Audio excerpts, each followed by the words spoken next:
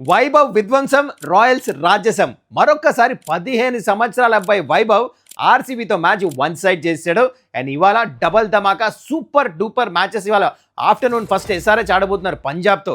మరి game plans afternoon pitch ఎలా ఉండబోతుంది, పంజాబ్ హోమ్ గ్రౌండ్లో ఆడుతున్నారు, players to watch out for, weakness strength, SRH comeback చేయగలదా లేదా అన్ని ఇన్ డీటెయిల్ డిస్కస్ చేద్దాం. అండ్ ఆల్సో నెక్స్ట్ మ్యాచ్ అంటే నైట్ మ్యాచ్ వచ్చేసి సిఎస్కే ఆడబోతున్నారు ఢిల్లీ క్యాపిటల్స్.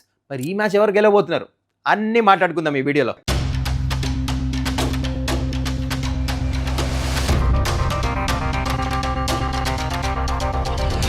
నమస్కారం, వెల్కమ్ టు సుమన్స్ టేక్అవుట్. చాలా విషయాలు ఉన్నాయి ఇవాళ వీడియోలో మీతో డిస్కస్ చేస్తాను. కానీ బిఫోర్ ఐ గెట్ దేర్, మీరు ఇంకా ఛానల్ని సబ్స్క్రైబ్ చేసుకోకపోతే కైండ్లీ డూ దట్. ఇవాళ మ్యాచ్ గురించి మాట్లాడదాం, కానీ నిన్న జరిగిన వైభవ్ విధ్వంసం గురించి టచ్ చేద్దాం. ఫటాఫట్ ఎట్లా గెలిచారు ఆర్ఆర్ నిన్న మ్యాచ్, దాని తర్వాత ఇవాళ మ్యాచెస్కి వచ్చేద్దాం. అయితే నిన్న ఆర్సీబీ ఇంపార్టెంట్ టాస్ ఓడిపోయారు. టాస్ డెఫినెట్లీ ఫరక్ పడింది స్టార్టింగ్లో, ఎందుకంటే వికెట్ కొంచెం పైన కింద అయింది, కొంచెం వేరియబుల్ బౌన్స్ ఉండింది, అందుకనే పవర్ ప్లేలో వికెట్స్ పడిపోయినాయి. అండ్ దాని తర్వాత రజత్ పతిదార్ ఎట్లయితే బ్యాటింగ్ చేశాడు కదా నెక్స్ట్ లెవెల్, అందుకనే ఆ స్కోర్ 200+ దాకా వెళ్ళింది. It was a good score match గెలుస్తానికి, దీంట్లో అసలు సందేహమే లేదు. మంచి కంబ్యాక్ చేసేసారు. రజత్ పతిదార్ ఎక్స్ట్రాడినరీ నాక్ ఆడాడు. అండ్ ఇక్కడ మీరు ఇంపార్టెంట్ నోటీస్ చేయాల్సింది ఏంటంటే, వికెట్స్ పడిపోయినాయి అని చెప్పేసి ఇంపాక్ట్ ప్లేయర్ అయితే తీసుకున్నారు కదా, అది చాలా ఫరక్ పడింది. అంటే బ్యాటర్ని వెంకటేష్ అయ్యర్ని యూజ్ చేశారు కరెక్ట్. ఆ సిచ్యువేషన్లో తన 29 రన్స్ కాంట్రిబ్యూట్ చేశాడు, అందుకనే 200+ దాకా వెళ్ళింది score, which was right tactic by RCB. కానీ సెకండ్ ఇన్నింగ్ అది ఫరక్ పడింది, సుయాష్ శర్మని తీసుకురాలేకపోయారు, ఇది చాలా ఫరక్ పడింది. అయితే ఇక్కడ మీకు చెప్పాల్సింది, పవర్ ప్లేలోనే మ్యాచ్ అయిపోయింది. Once again Yashasvi Jaiswal out అయిన తర్వాత కూడా వైభవ్ సూర్యవంశీ 7 6లు 300 స్ట్రైక్ రేట్తో ఆ 78 కొట్టాడు కదా, మ్యాచ్ ఫినిష్. ఏంటి బ్యాటింగ్, అసలు నెక్స్ట్ లెవెల్ బ్యాటింగ్. ఇదే చేశాడు సిఎస్కే, ఇట్లానే చేశాడు అగైన్స్ ముంబై ఇండియన్స్. అండ్ మళ్ళీ ఇప్పుడు ఆర్సీబీతో చెప్పి బూమ్రా అయినా, హేజిల్వుడ్ అయినా, భువనేశ్వర్ కుమార్ అయినా ఎట్లయితే కొడుతున్నాడు కదా, ఫస్ట్లోనే అటాక్ చేస్తున్నాడు. Extraordinary batting. చాలా త్వరలో ఈ సూపర్ హీరో ఇండియాకి ఆడబోతున్నాడు, దీంట్లో సందేహమే లేదు. మొత్తానికి వారు వన్ సైడ్ చేశాడు. And Dhruv Jurel outstanding batting. అవతల పక్క అంత మంచి స్ట్రైక్ రేట్తో బ్యాటింగ్ చేస్తున్నప్పుడు he kept his cool. 200 strike రేట్తో బ్యాటింగ్ చేశాడు, కానీ మ్యాచ్ ఎట్లయితే ఫినిష్ చేశాడు కదా, హీ ప్లేడ్ ఎక్స్ట్రాడినరీ నాక్. మొత్తానికి ఆర్ఆర్ 4 మ్యాచ్లు గెలిచిపోయారు and they are top of the table. ఇది జరిగి నిన్న story. Let's get into today's interesting match. So first మనం ఇవాళ మధ్యాహ్నం మ్యాచ్ గురించి డిస్కస్ చేద్దాం. Punjab versus SRH, new Chandigarh ములన్పూర్లో ఈ మ్యాచ్ ఆడుతున్నారు. హెడ్ టు హెడ్ పంజాబ్ ఇంకా ఎస్ఆర్హెచ్ మ్యాచ్లు ఎన్ని జరిగినట్టు ఇప్పుడు దాకా 24 మ్యాచెస్. ఎస్ఆర్హెచ్ 17 మ్యాచెస్ గెలిచారు, పంజాబ్ గెలిచింది 7 మ్యాచెసే. ములన్పూర్లో కూడా ఒకటే మ్యాచ్ ఆడారు అగైన్స్ ఈచ్ అదర్, ఆ ఒక మ్యాచ్ గెలిచింది కూడా ఎస్ఆర్హెచ్, పైచే ఎస్ఆర్హెచ్దే. అండ్ లాస్ట్ మ్యాచ్ అయితే పంజాబ్తో ఆడారు, మీకు గుర్తుందా? పంజాబ్ వచ్చేసి ఆ మ్యాచ్ 245 కొట్టారు. అండ్ ఆ record breaking chase Abhishek Sharma 141, ఎవరు మర్చిపోతారు ఆ match, super duper. That was the last encounter against Punjab. Okay, అది అయిపోయిన తర్వాత చూడండి, ఈ మ్యాచ్ గురించి మాట్లాడాలంటే ఎక్స్ప్లోజివ్ ఓపెనర్స్ ఉన్నారు బోత్ ద సైడ్స్. ఒక పక్క ట్రావిస్ షేక్, ఇంకో పక్క ప్రభసిమ్రన్ సింగ్, ఇంకా ప్రియాంచార్య, దుమ్ము లేపే ఓపెనర్స్. మజా రాబోతుంది ఓపెనింగ్ పవర్ ప్లేలో battle. Okay, now coming to venue stats. ఇందాక చెప్పినట్టు న్యూ చండీగఢ్ ములన్పూర్లో ఈ మ్యాచ్ ఆడుతున్నారు. అంత అచ్చొచ్చిన గ్రౌండ్ కాదు ఇది, ఎక్కువ మ్యాచ్లు గెలవలే పంజాబ్ ఇక్కడ, కాకపోతే ఈ సీజన్లో ఒక మ్యాచ్ గెలిచారు వాళ్ళు. అయితే ఇక్కడ సిన్స్ 2025 నుంచి 8 మ్యాచెస్ ఆడారు. ఫస్ట్ బ్యాటింగ్ టీం ఏమో 5 సార్లు గెలిచారు, second batting 3 times and afternoon game. నాకు అందుకొని అనిపిస్తుంది ఇక్కడ క్యాప్టెన్ టాస్ గెలిస్తే I feel that they wait bat first, which is not a bad idea. SRH bowling వీకున ఐ థింక్ ఫస్ట్ బ్యాటింగ్ చేసి ఒక 180 190 అట్లా కొడితే మంచిగా, ఈవెన్ 200 టచ్ చేస్తే దాని తర్వాత రిస్ట్రిక్ట్ చేయొచ్చు అనిపిస్తుంది. This is that kind of a venue, పెద్ద గ్రౌండ్, ఫాస్ట్ బౌలర్స్కి కొంచెం బాల్ మూవ్ అవుతుంది. అండ్ ఇక్కడ యావరేజ్ స్కోర్ వచ్చేసి 175, విన్నింగ్ స్కోర్ వచ్చేసి 195.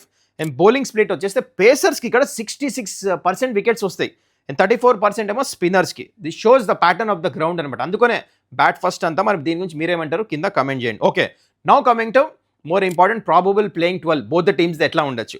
ఫస్ట్ పంజాబ్ ప్లేయింగ్ 12 వేసిన చూడండి, ఇంక్లూడింగ్ ఇంపాక్ట్ ప్లేయర్. వీళ్ళ దగ్గర ఏం చేంజెస్ ఉండవు, ఈ వెన్యూలో ఆల్రెడీ మ్యాచ్ గెలిచేస్తున్నారు, వీళ్ళకి ప్యాటర్న్ తెలుసు, ఏ ప్లేయర్ని ఆడిపియాలి కూడా సరిగ్గా తెలుసు వీళ్ళకి. మంచి ఫామ్లో ఉన్న ప్లేయర్స్ ఉన్నారు, బ్రిలియంట్ క్యాప్టెన్ శ్రేయస్ అయ్యర్ ఉన్నారు, మంచి ఫామ్ నుంచి కూడా వస్తున్నారు వీళ్ళు. ఒకటే మ్యాచ్ వాళ్ళకి రిజల్ట్ రాలేదు, మిగతా మ్యాచ్లు గెలిచారు వాళ్ళు, వర్షం పడి ఒక match. Okay, now coming to SRH probable playing 11+ impact player. నా ప్రకారం ఇలా ఉండొచ్చు, బ్రైడన్ కార్స్ లివింగ్స్టన్ ప్లేస్లో ఆడతాడేమో ఫిట్ ఉంటే. That's the only change which might happen మొత్తం ఈ ప్లేయింగ్ 11లో అనిపిస్తుంది నాకు. లేకపోతే మరీ ఎక్కువ changes చేయరనిపిస్తుంది. Okay, now coming to strengths and weaknesses of both the teams. First మనం పంజాబ్తో స్టార్ట్ చేద్దాం. పంజాబ్ చూసుకుంటే explosive top order, ప్రియాంచార్య, Prabh Singh ఎట్లయితే స్టార్ట్ చేస్తారు కదా, బిగ్గెస్ట్ అడ్వాంటేజ్. ఈ పిచ్ మీద కూడా వాళ్ళకి బాగా సూట్ అవుతుంది, ఏ ఏరియాస్లో యాక్సెస్ చేయాలో వీళ్ళకి బాగా తెలుసు. అండ్ నౌ కమింగ్ టు వీళ్ళకి ఏంటంటే ఎక్స్ప్లోజివ్, వీళ్ళకి మిడిల్ ఆర్డర్ కూడా ఉంది. కూపర్ కొనలి చాలా మంచిగా ఆడుతున్నాడు, శ్రేయస్ అయ్యర్ స్టెబిలిటీ తీసుకొని వస్తున్నాడు, బిగ్గెస్ట్ స్ట్రెంగ్త్ వీళ్ళకి. ఓకే, వీళ్ళ వీక్నెస్ వచ్చేస్తే పంజాబ్ ఏంటంటే మిడిల్ ఆర్డర్ ఇన్కన్సిస్టెన్సీ. చూడండి, Nehal Wadhera, Shashank are yet to fire. ఇంకా ఈ ఐపీఎల్లో ఆ వీక్ పాయింట్ ఎస్ఆర్హెచ్ ఏమైనా ఎక్స్ప్లాయిట్ చేస్తారో we have to wait and watch. And Harshdeep form ఒక్క వికెట్ లేదు కూడా లేదు ఇంతవరకు, ఈజ్ వికెట్లెస్ ఈ ఐపీఎల్లో. మరి తను ఏమైనా టార్గెట్ చేస్తారా SRH openers? We have to wait and watch. Okay, now coming to SRH strength వచ్చేసి middle order stepping up. Nitish Kumar Reddy, Klaasen వీళ్ళందరూ మంచి స్టెప్ అప్ చేస్తుంటే వికెట్స్ పడిపోయినప్పుడు ఇది ఎస్ఆర్హెచ్కి biggest strength. And now coming to SRH weakness అంట నేను. బిగ్గెస్ట్ వీక్నెస్ ఏంటంటే struggling to maintain momentum this season with all 3 departments. Opening partnership కూడా కొంచెం కన్సర్న్ కింద మారిపోయింది. అంటే ఇద్దరు బ్యాటర్స్ అభిషేక్ శర్మ ఇంకా ట్రావిస్ హెడ్ ఒక మ్యాచ్ స్టార్ట్ ఇచ్చారు, కానీ మిగతా 2 మ్యాచ్లు స్టార్ట్ రాలేదు. స్లో వికెట్స్లో కొంచెం స్ట్రగుల్ అవుతున్నారు. అదే స్ట్రెంత్ అదే వీక్నెస్ కింద మారిపోయింది. ఓపెనర్స్ కొడితే మ్యాచ్లు గెలుస్తున్నారు, లేకపోతే స్ట్రగుల్ అవుతున్నారు. So this is one thing definitely to watch out for. And ఇంకోటి మర్చిపోద్దు, పంజాబ్ దగ్గర ఎక్సలెంట్ క్యాప్టెన్ ఉన్నాడు శ్రేయస్ అయ్యర్, గేమ్ని చాలా మంచిగా రీడ్ చేస్తాడు. So SRH have to play their A game. ఈ మ్యాచ్ గెలవాలంత అంత ఈజీ ఉండదు పంజాబ్తో. Okay, now coming to players in form ఎవరంటే ఇక్కడ ఫస్ట్ ట్రావిస్ హెడ్ ఇంకా శివాంగ్ కుమార్. నాకు ఎందుకో ఈ మ్యాచ్ పర్ఫార్మెన్స్ చేస్తారో అనిపిస్తే ఇంట్యూషన్, అంటే ఫామ్లో ఉన్నారని కాదు, కానీ ఈ పిచ్ ప్రకారం ఈ కండిషన్స్ ప్రకారం Travis head I'm expecting him to get runs even though extraordinary ఫామ్లో లేకపోయినా. అండ్ ఇంకో వైపు పంజాబ్ వైపు చూసుకుంటే ప్రియాంచార్య అండ్ మార్కో యెన్సన్ పర్ఫార్మెన్స్ చేస్తారనిపిస్తుంది ఈ పిచ్ కండిషన్స్ ప్రకారం. మరి మీరు చెప్పండి, ఎవరు పర్ఫార్మెన్స్ చేయొచ్చు ఈ మ్యాచ్ మీ ప్రకారం కింద కమెంట్ చేయండి. And also know players to ఎవరైతే వాచ్అవుట్ ఫర్ చూసేసామో ఇప్పుడు మ్యాచ్అప్స్ చూద్దాం, చాలా ఇంపార్టెంట్. ఈ కండిషన్స్ ప్రకారం అగేన్స్ ఈచ్ అదర్ ఆడినప్పుడు ఎవరు ఫ్లరిష్ అవుతున్నారో. అయితే ఇక్కడ పంజాబ్ బ్యాటింగ్ చేస్తుంటే Shreyas Iyer versus Harshal Patel. 4 innings 3 times out అయ్యాడు, స్ట్రైక్ రేట్ కూడా తక్కువ ఉంది. So Harshal Patel definitely matchup అనమాట. And Marcus Stoinis versus Jaydev Unadkat. ఇప్పుడు దాకా 2 సార్లు అవుట్ చేశాడు 5 innings. ఇది కూడా సాలిడ్ మ్యాచ్అప్. ఒకవేళ ఎస్ఆర్హెచ్ బ్యాటింగ్ చేస్తాను చూడండి, Travis head versus Harshdeep. 7 innings 3 times out అయ్యాడు ట్రావిస్ హెడ్. హర్షదీప్ ఒక వికెట్ దిలే, మరి ఎట్లా వేస్తాడు బౌలింగ్, వీళ్ళిద్దరు మ్యాచ్అప్ మాత్రం సాలిడ్ ఉంటుంది న్యూ బాల్తో. And Abhishek Sharma versus Marco Jansen 9 innings 2 times out అయ్యాడు, కానీ స్ట్రైక్ రేట్ 200 పైన ఉంది. సో 2 విధాలుగా మంచిగా ఉంది, ఇది కూడా super matchup. And Ishan Kishan versus Yuzvendra Chahal చూడండి, 7 innings 3 times అవుట్ అయ్యాడు. వైడ్ వేస్తాడు, లెగ్ స్టంప్ మీద వేస్తాడు, మెల్లిగా వేస్తాడు, పెద్ద ground. Yuzvendra Chahal important role ఆడతాడు. And also Henry Klaasen versus Yuzvendra Chahal 9 innings 3 సార్లు అవుట్ అయ్యాడు, కానీ స్ట్రైక్ రేట్ 213. ఇది super duper mouth watering contest. ఈ కాంటెస్ట్లో అయితే నేను వెయిట్ చేస్తున్నా. మరి ఈ మ్యాచ్ ఎవరు గెలుస్తారు? ఇందాక నేను చెప్పినట్టు టాస్ వెరీ క్రూషియల్ ఉండబోతుంది. నాకెందుకు అనిపిస్తుంది, I know Punjab is a very strong team. On paper చూస్తే మీకు పంజాబే పై చేయగా అనిపిస్తుంది, కానీ if SRH win the toss and bat first గట్టి పోటీ ఇవ్వచ్చు, మ్యాచ్ ఎవరైనా గెలవచ్చు. స్లైట్లీ ఫస్ట్ బ్యాటింగ్ చేస్తే ఎస్ఆర్హెచ్ గెలవచ్చు అనిపిస్తుంది, కానీ ఫస్ట్ బ్యాటింగ్ ఒకవేళ పంజాబ్ గెలిచి ఫస్ట్ బ్యాటింగ్ చేస్తే పంజాబ్ ఈ మ్యాచ్ గెలుస్తుంది. So first batting to win the match అని చెప్పేసి నేనంట. మరి మీరేమంటారు ఈ మ్యాచ్ గురించి కింద కమెంట్ చేయండి. Now let's get in to the night match. ఇవాళ సిఎస్కే ఆడబోతున్న ఢిల్లీ క్యాపిటల్స్. సో ఇప్పుడు దాకా హెడ్ టు హెడ్ సిఎస్కే ఇంకా డీసీ మధ్యలో చూస్తే 31 matches అయినాయి. సిఎస్కే ఫుల్ డామినేషన్, 19 matches గెలిచారు. డీసీ ఏమో 12 matches గెలిచింది. అయితే చేపాక్ స్టేడియంలో వచ్చేసి ఎక్కడైతే మ్యాచ్ ఉందో ఇవాళ, ఇక్కడ 10 matches ఆడితే సిఎస్కే ఫుల్ డామినేషన్, 7 matches గెలిచారు. డీసీ గెలిచింది 3 matches. కానీ ఫామ్ పరంగా చూస్తే దిస్ మైట్ చేంజ్, ముందు మీకు తెలుస్తుంది ఎందుకో. అయితే ఇక్కడ వెన్యూ విషయానికి వచ్చేస్తే చెపాక్లో ఆడుతున్నారు, ఇందాక చెప్పినట్టు 8 matches ఆడారు 2026 నుంచి ఇప్పుడు దాకా. అంటే ఈ పిచ్ చేంజ్ అయిన తర్వాత రిలే చేశారు. అప్పటి నుంచి ఫస్ట్ బ్యాటింగ్ 4 times, చేజింగ్ ఏమో 4 times, ఈక్వల్గా అనిపిస్తుంది. And 4 out of 8 times teams have opted to bowl, అంటే టాస్ గెలిచిన తర్వాత. యావరేజ్ స్కోర్ వచ్చేసి 199, విన్నింగ్ స్కోర్ వచ్చేసి 213. సాలిడ్ బ్యాటింగ్ పిచ్ ఇది. ఓకే, పేస్ ఏమో 60%, స్పిన్నర్స్ ఏమో 40% వికెట్స్ తీస్తారు. And probable playing 12 of both the teams వేస్తున్నా. ఫస్ట్ చూడండి సిఎస్కే ప్రాబబుల్ ప్లేయింగ్ 12 వేస్తున్నా నేను. అండ్ దాని తర్వాత ఇప్పుడు you can see DC probable playing 12. Slightly they will be more positive అనమాట, వాళ్ళకి ప్లేయింగ్ 12 ఎలా ఉండాలో తెలుసు. అండ్ అయితే ఇప్పుడు స్ట్రెంగ్స్ అండ్ వీక్నెసెస్ మాట్లాడుకుందాం. సిఎస్కే వచ్చేసి స్ట్రెంగ్స్ ఫస్ట్ మాట్లాడాలంటే, వీళ్ళు డిస్పైట్ ఓపెనర్స్ రన్స్ కొట్టపోయినా వీళ్ళ మిడిల్ ఆర్డర్ వచ్చి దాన్ని మంచి కన్వర్ట్ చేసి పెద్ద స్కోర్కి అయితే తీసుకున్నారు. బ్యాటింగ్లో ఫైట్ బ్యాక్ ఇస్తున్నారు, పాజిటివ్ యంగ్ ప్లేయర్స్. దాని తర్వాత middle order firing Sarfaraz, Overton వీళ్ళందరూ మంచిగా ఇందాక చెప్పినట్టు వీళ్ళు మంచిగా చేస్తున్నారు. ఓకే. ఇంకా ది వీక్‌నెస్ విషయానికి వచ్చేస్తే biggest opening struggles. Gaikwad, Sanju Samson bat నుంచి రన్స్ రావట్లేదు. And there is no place for anchors. అంటే ఈవెన్ గాయక్వాడ్ కూడా రన్స్ కొట్టాలి, ఫాస్ట్‌గా ఆడాలి. మంచిగా పాజిటివ్‌నెస్‌తో బ్యాటింగ్ చేసి స్ట్రైక్ రేట్ పెంచితే బెటర్ అనిపిస్తుంది నాకు.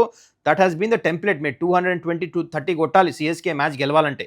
బౌలింగ్ యూనిట్‌కి ఎక్స్ట్రా కుషన్ ఇయ్యాలి. ఎందుకంటే యంగ్ బౌలింగ్ అటాక్ ఉంది. దాంతో పాటు పువర్ హోమ్ రికార్డ్. 6కి 6 మ్యాచ్‌లు కన్సిక్యూటివ్ మ్యాచ్‌లు ఓడిపోయారు వీళ్ళు. సో సీఎస్కేకి బిగ్గెస్ట్ డిసడ్వాంటేజ్, హోమ్ అడ్వాంటేజ్ తీసుకోకలే.